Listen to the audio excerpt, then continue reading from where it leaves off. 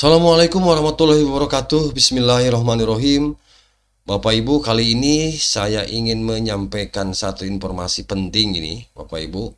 Jadi jangan berkecil hati, terutama teman-teman honorer yang dinyatakan TMS. Jadi untuk honorer yang dinyatakan TMS pada seleksi administrasi P3K, ya Bapak Ibu, ini alhamdulillah ada kesempatan terakhir, ya kesempatan baik, dan memanfaatkan kesempatan itu untuk memperbaikinya. Apa itu? Silahkan disimak ya Bapak Ibu sampai selesai.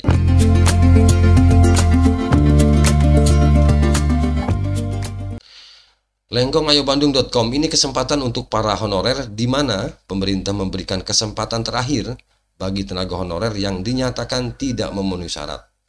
Istilahnya TMS Bapak Ibu.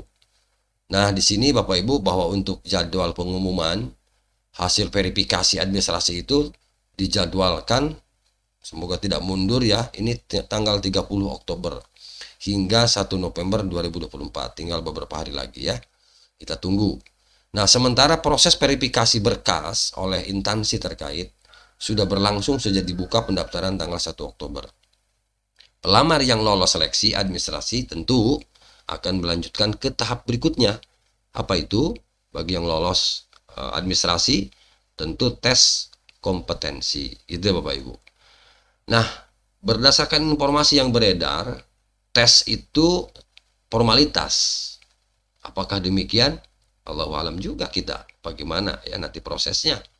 Sebab seluruh pelamar yang lolos verifikasi administrasi dan mengikuti tes otomatis akan tercatat di database BKN untuk diangkat sebagai P3K 2024. Ya mudah-mudahan ya Bapak Ibu ya. Nah, bagi pelamar yang memenuhi kuota formasi, tentu di sini katanya akan diangkat menjadi P3K penuh waktu bagi yang memenuhi kuota formasi. Tapi bagaimana sebaliknya? Ya, Bapak Ibu, sebaliknya yang pelamar yang formasinya telah terisi oleh kandidat lain. Nah, di sini katanya tetap berpeluang diangkat sebagai P3K paruh waktu. Beda ya antara penuh waktu dengan paruh waktu. Paruh waktu itu apa sih? Dan sampai sekarang juga kita kan belum jelas ya mekanisme, kemudian panduan atau apalah namanya, juknis atau apalah tentang paruh waktu kan belum, bagaimana proses kerjanya gitu ya, gajinya berapa, nah, ini juga belum, masih perlu di pembahasan. Oke, namun bagi pelamar yang dinyatakan TMS nih Bapak Ibu masih ada peluang ya untuk mengajukan sanggahan. Oh, jadi peluangnya adalah sanggahan. Jadi ketika Bapak Ibu dinyatakan nanti ya pada tanggal berapa 30 Oktober ini diumumkan dan kebetulan sekali TMS tidak memenuhi syarat, ini ada sanggahan ya. Tanggal berapa sanggahan? Masa sanggah itu tanggal 2 sampai tanggal 4 November. Jadi masa sanggah ini memungkinkan pelamar yang berkasnya dianggap tidak sesuai dan untuk memberikan klarifikasi melalui akun SSCSN masing-masing gitu Bapak Ibu. Jadi contoh misalnya, kan banyak nih teman-teman yang ijazahnya hilang.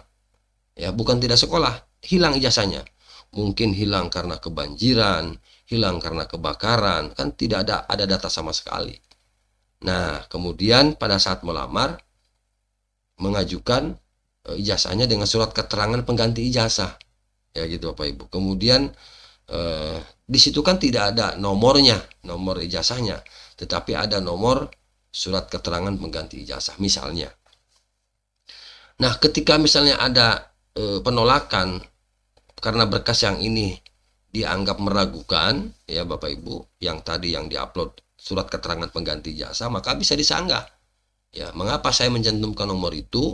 Karena ijazah saya hilang, kebakaran dan lain-lain. Ya, intinya misalnya ini ya, atau mungkin ada kasus lain sehingga harus diklarifikasi berkasnya. Ya, kira-kira seperti itulah ya. Tidak sedikit memang saya menerima pengaduan bagaimana ini jasa saya hilang, saya ingin melamar P3K, kemudian dicari di mana-mana datanya tidak ada di sekolah, tidak ada di dinas ya sama sekali. Ya, sehingga ini memungkinkan untuk menceritakan pada saat masa sanggah itu berlangsung. Nah, agar sanggahan dapat diterima, terdapat beberapa ketentuan katanya yang perlu diperhatikan, bahwa semua sanggah yang diajukan ini wajib dijawab oleh tim verifikator ya instansi, baik disetujui maupun ditolak. Kemudian sanggahan hanya akan diterima jika ketidaksesuaian berkas disebabkan oleh kesalahan tim verifikator. Wow. Jika dokumen yang diunggah pelamar memang keliru, maka sanggahan otomatis ditolak. Aduh, ini lagi ya. Coba kita bacakan sekali lagi. Sanggahan hanya akan diterima jika ketidaksesuaian berkas disebabkan oleh kesalahan tim verifikator. Jika dokumen yang diunggah pelamar memang keliru, oh berarti tidak bisa unggah ulang ya. Maka sanggahan otomatis ditolak. Aduh, ini lagi ya. Coba kalau misalnya dokumen yang diunggah pelamar keliru, aduh, ini nggak bisa di itu ya, nggak bisa dibalikin lagi. Contoh misalnya bukannya ijazah yang dikirim, malah sertifikat tanah misalnya yang dikirimkan, padahal ada sertifikat ijazahnya ada gitu ya. Ini gimana ini? Aduh.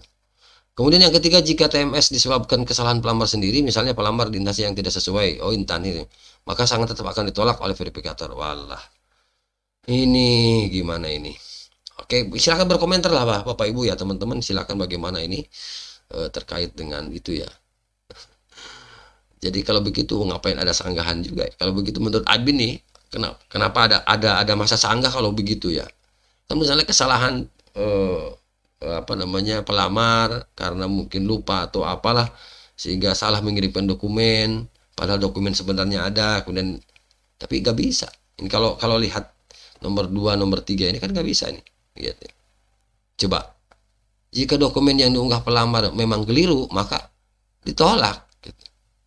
Kemudian jika TMS disebabkan kesalahan pelamar sendiri juga ditolak, tidak ada perbaikan. Oke, itu saja ya yang Bapak-Bapak yang admin bagikan. Mudah-mudahan pokoknya silakanlah Bapak Ibu nanti dibuka sanggahannya, dikirimkan saja ya, mudah-mudahan ini ada perbaikan ya bagi teman-teman yang TMS. Terima kasih ya, semoga bermanfaat. Assalamualaikum warahmatullahi wabarakatuh.